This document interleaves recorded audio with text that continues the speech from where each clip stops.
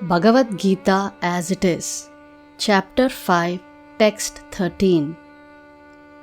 Sarva karmani manasa sannyasyaaste sukham vashi navadvare pure dehi neva kurvanna karayan. Synonyms: Sarva, all; Karmani, activities; Manasa, by the mind; Sanyasya, giving up; Aste, remains; Sukham, in happiness; Vashi, one who is controlled; Navadvare, in the place where there are 9 gates; Pure, in the city; Dehi, the embodied soul; Na, never; Eva, certainly; Kurvan, doing anything; Na, not; Karayan, causing to be done. Translation: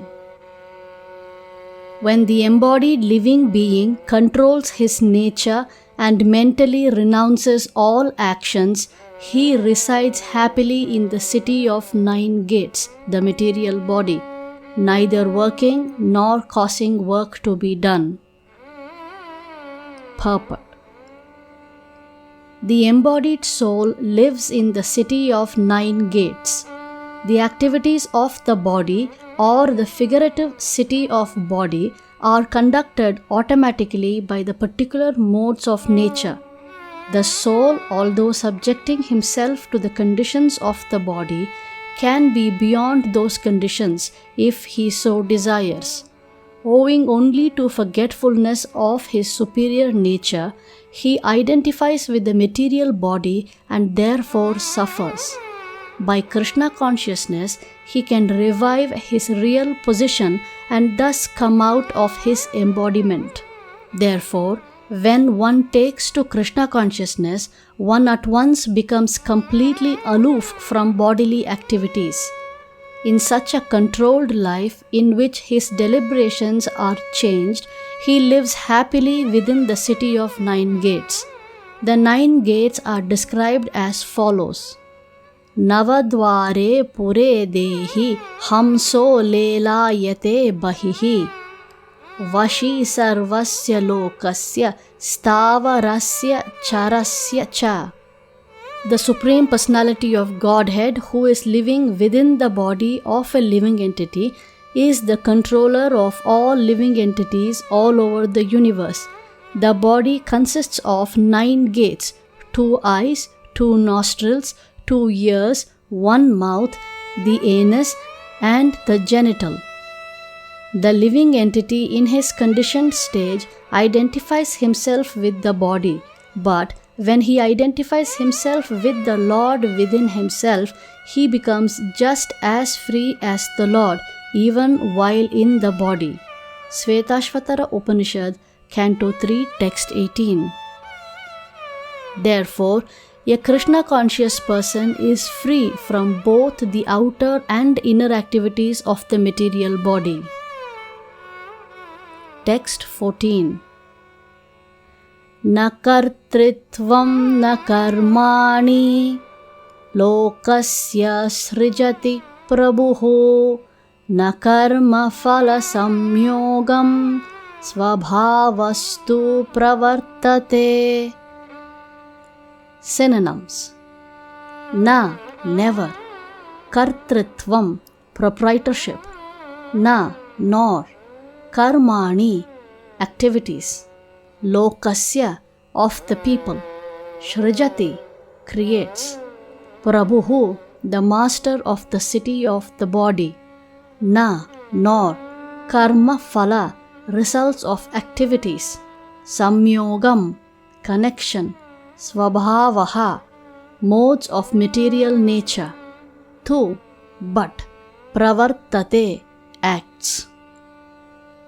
Translation: The embodied spirit, master of the city of his body, does not create activities, nor does he induce people to act, nor does he create the fruits of action. all this is enacted by the modes of material nature. Purport. The living entity, as will be explained in the 7th chapter, is one in nature with the Supreme Lord, distinguished from matter, which is another nature called inferior of the Lord. Somehow the superior nature, the living entity, has been in contact with material nature since time immemorial. The temporary body or material dwelling place which he obtains is the cause of varieties of activities and their resultant reactions. Living in such a conditional atmosphere, one suffers the results of the activities of the body by identifying himself in ignorance with the body. It is ignorance acquired from time immemorial that is the cause of bodily suffering and distress. As soon as the living entity becomes aloof from the activities of the body, he becomes free from the reactions as well.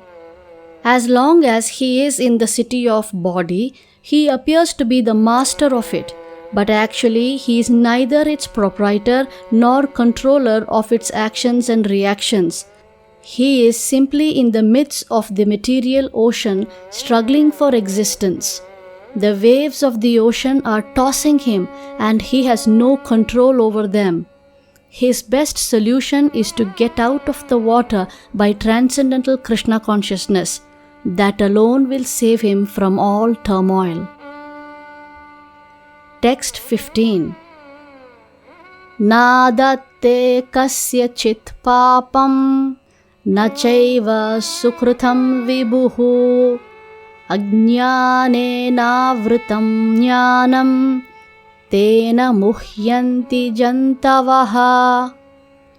Synonyms. Na, never. Adatte, accepts. Kasya chit, anyone's. Papam, sin. Na, nor. Cha, also. Eva, certainly. Sukrutam, pious activities. Vibhuhu, the Supreme Lord. Ajnanena, by ignorance. Avritam, covered. Jnanam, knowledge. Tena, by that. Muhyanti, bewildered. Jantavaha, the living entities. Translation. Nor does the Supreme Spirit assume anyone's sinful or pious activities. Embodied beings, however, are bewildered because of the ignorance which covers their real knowledge. Purport. The Sanskrit word Vibhuhu means the Supreme Lord, who is full of unlimited knowledge, riches, strength, fame, beauty, and renunciation. He is always satisfied in himself, undisturbed by sinful or pious activities. He does not create a particular situation for any living entity, but the living entity, bewildered by ignorance, desires to be put into certain conditions of life, and thereby his chain of action and reaction begins. A living entity is by superior nature full of knowledge. Nevertheless, he is prone to be influenced by ignorance due to his limited power. The Lord is omnipotent, but the living entity is not. The Lord is Vibhu or omniscient, but the living entity is Anu or atomic. Because he is a living soul, he has the capacity to desire by his free will. Such desire is fulfilled only by the omnipotent Lord. And so, when the living entity is bewildered in his desires, the Lord allows him to fulfill those desires. But the Lord is never responsible for the actions and reactions of the particular situation which may be desired. Being in a bewildered condition, therefore, the embodied soul identifies himself with the circumstantial material body and becomes subjected to the temporary misery and happiness of life. The Lord is the constant companion of the living entity as Paramatma or the Super Soul, and therefore he can understand the desires of the individual soul as one can smell the flavor of a flower by being near it. Desire is a subtle form of conditioning of the living entity. The Lord fulfills his desire as he deserves. Man proposes and God disposes. The individual is not, therefore, omnipotent in fulfilling his desires. The Lord, however, can fulfill all desires, and the Lord, being neutral to everyone, does not interfere with the desires of the minute independent living entities. However, when one desires Krishna, the Lord takes special care and encourages one to desire in such a way that one can attain to him and be eternally happy. The Vedic hymn therefore declares, Eshau hyeva sadhu karma karayati tam yamebhyo lokebhya unninishate. Eshau eva sadhu karma karayati yamadho ninishate. Anyo janturanishooyam atmanaha sukha dukkhayoho Ishvara prerito gachet swargam vashvabhrahmevacha. The Lord engages the living entity in pious activities so he may be elevated. The Lord engages him in impious activities so he may go to hell. The living entity is completely dependent in his distress and happiness. By the will of the Supreme, he can go to heaven or hell as a cloud is driven by the air. Therefore, the embodied soul, by his immemorial desire to avoid Krishna consciousness, causes his own bewilderment.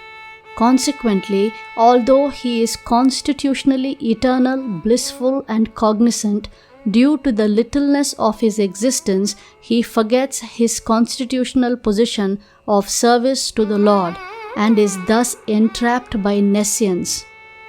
And under the spell of ignorance, the living entity claims that the Lord is responsible for his conditional existence. The Vedanta Sutras also confirm this. Vaishamya nirgrihanye nasapekshatvat tathahi darshayati. The Lord neither hates nor likes anyone, though he appears to.